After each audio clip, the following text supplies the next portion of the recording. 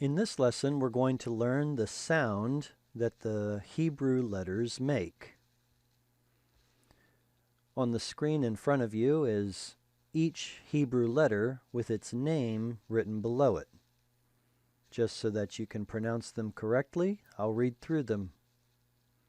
Aleph, Bet, Gimel, Dalet, Hey, Vav, Zayin, Chet, Tet, Yod, Kaf, Lamed, Mem, Nun, Samech, Ayin, Pe, Tzadi, Kuf, Resh, Shin or Sin, Tav. Now, while it's important to know the names of the letters so that you can refer to it, it's more important to be able to pronounce the letters. In this next slide, I've written out the Hebrew alphabet or Alephbet with an English equivalent below it. Some of these letters are written twice because they have two different possible sounds, or because the letter has a final form, how it appears at the end of a word versus anywhere else in the word. Let's go through it. The first letter is Aleph. It's not a vowel. Try to resist the urge to think that it is a vowel. It's actually a glottal stop. Kind of like in the word honor or apple or echo. The Aleph can take any vowel, really. Its sound is It's an intentional silence, a brief glottal stop. The next letter, Bet, can have two different sounds depending on whether there's a dot in the middle. This dot, called a dagesh, if it's present, causes a more plosive sound, and if it's not there, it means the letter is pronounced in a spirantized way. So, with a dot, this letter is pronounced B. Without a dot, it's pronounced V.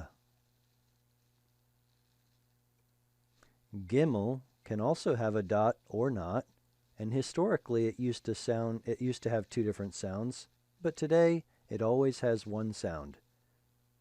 G. Dalet used to have two sounds also, but today it's pronounced one way. D. Hey makes a breathy H sound. And Vav, when it's a consonant, has a V sound, like the letter V. Just remember that Vav also used to represent vowel sounds in the Hebrew text, still does. So you have to be careful whether it's a consonantal V or if it's representing an O or U vowel. The next letter, Zayin, is a Z sound, Z. The next letter, Chet, is a sound that isn't found in common English, but there are certain words like lachnes or bach that do have this sound. The sound is in other languages like German, for example. The next letter is Tet. Today it makes a T sound, T, though historically it was different.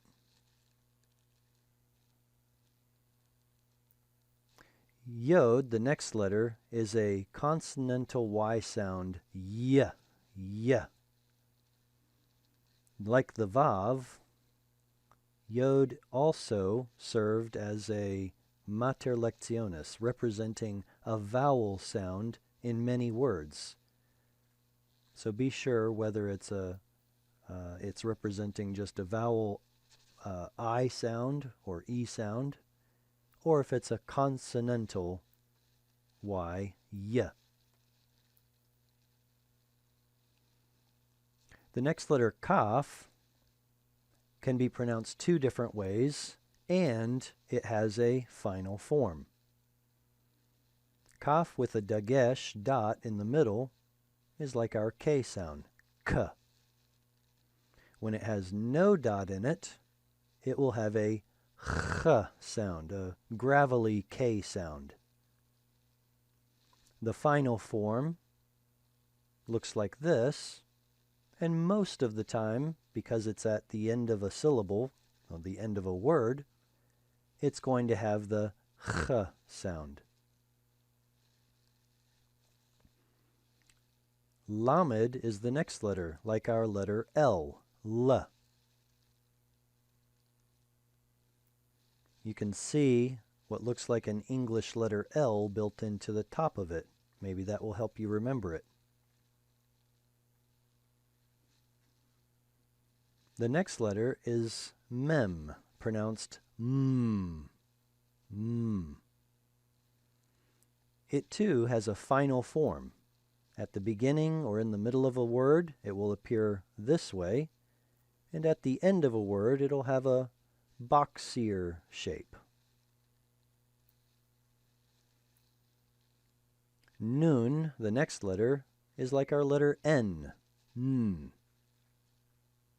It too has a medial or an initial form and a final form.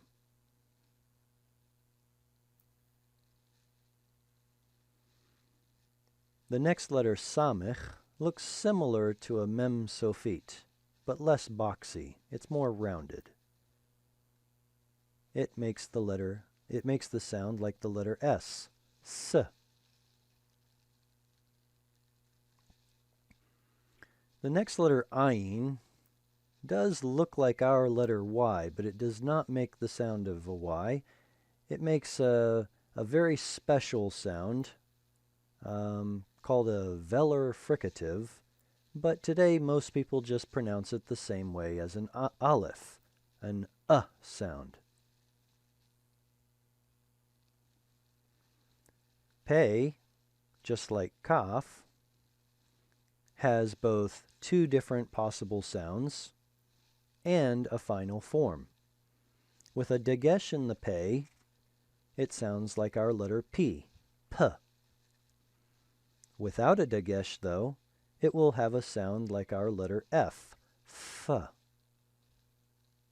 The final form usually has no dagesh in it, so it will sound like F.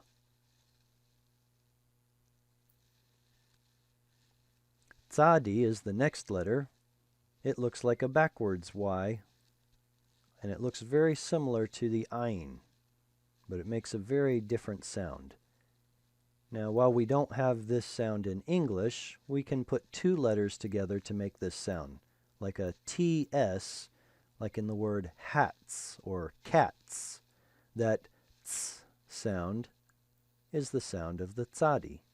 You can hear it also in the word pizza.